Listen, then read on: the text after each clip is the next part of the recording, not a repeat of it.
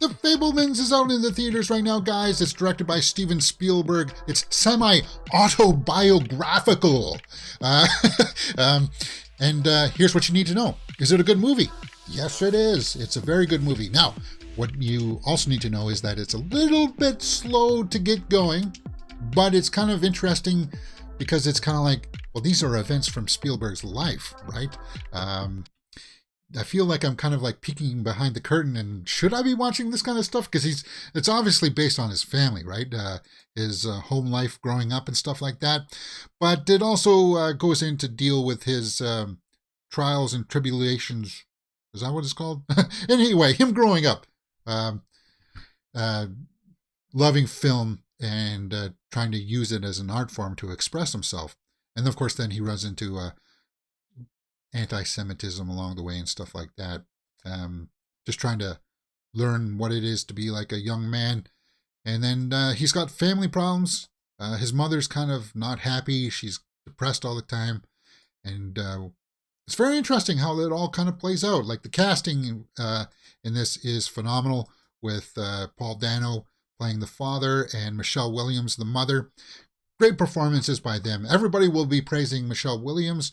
But I also think that Paul Dano does some really cool stuff in this too, because he's got he has to do a very subtle performance in it, right? Just because of the way that the character is played. He's like that stoic father that's more concerned with his work, I suppose, than his family.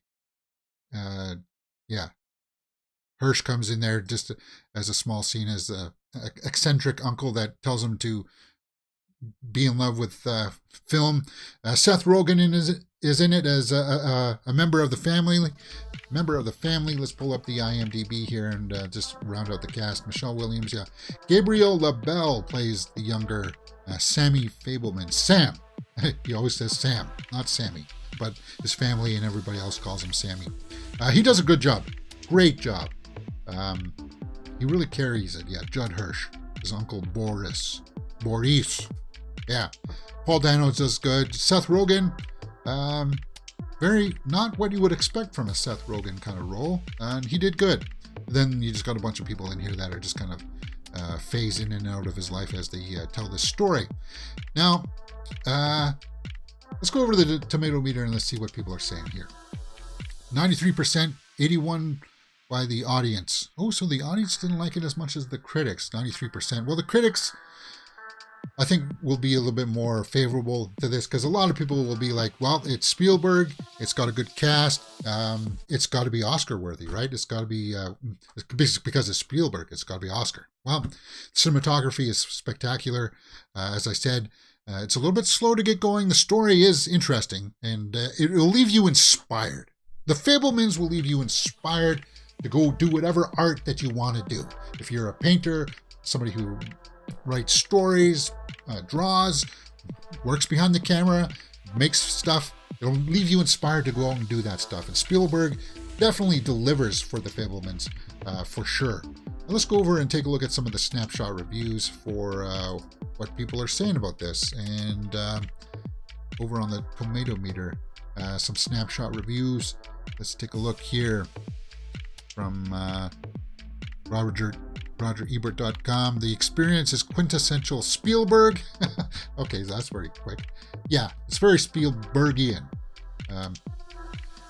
Let's see what Austin Chronicle says. Inevitably a self-indulgent yet delightful origin story. Yeah, okay, so there's a key word right there. Self-indulgent.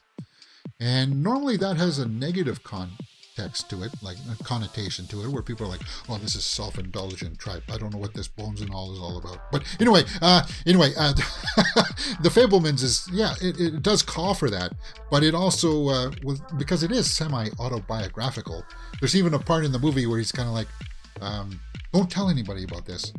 And then he says, I won't unless I make a movie about it. And you know, that's just Spielberg tapping his nose to us as the audience, right? It's full of stuff like that. And as I said, there's a couple scenes in it where he's like, there's a scene between Michelle Williams and the son where he finds out a secret.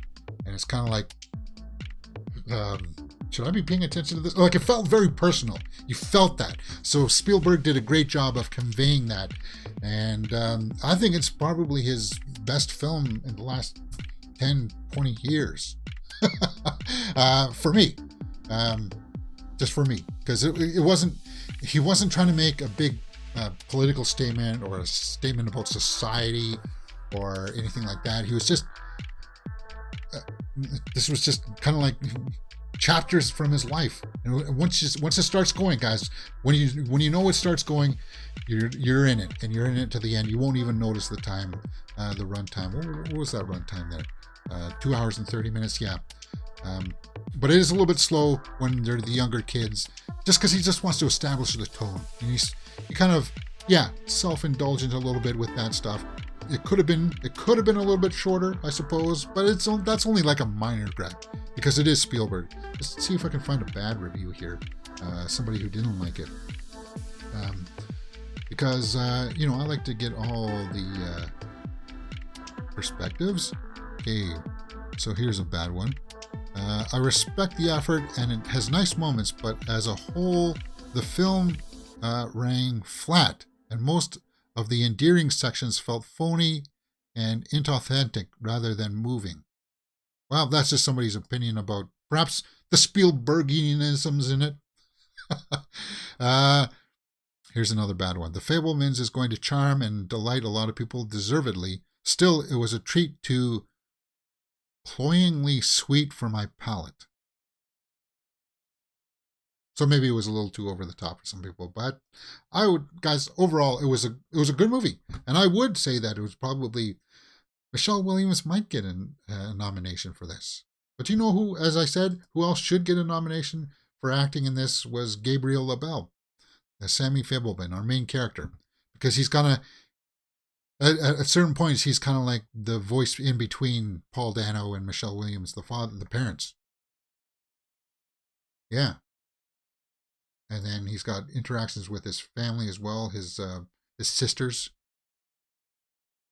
Good film. The Fabelmans, guys. Have you seen it yet?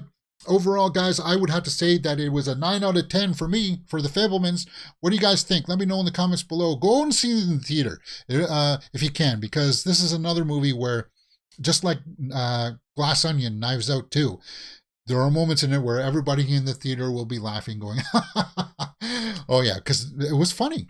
There were some genuinely funny moments in this too, but it also had the range of sadness at times. And overall, you'll just feel inspired. As I said, you'll feel inspired to do whatever art or whatever makes you happy at the end of it. And Spielberg delivers with this. The Fabelmans. What do you guys think? Let me know in the comments below, and we will talk about it. You're watching Mirror Domains, your place for entertainment headlines.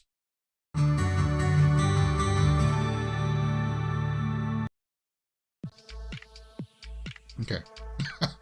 All right, I think that went okay, right? No? A little choppy? Oh well, whatever.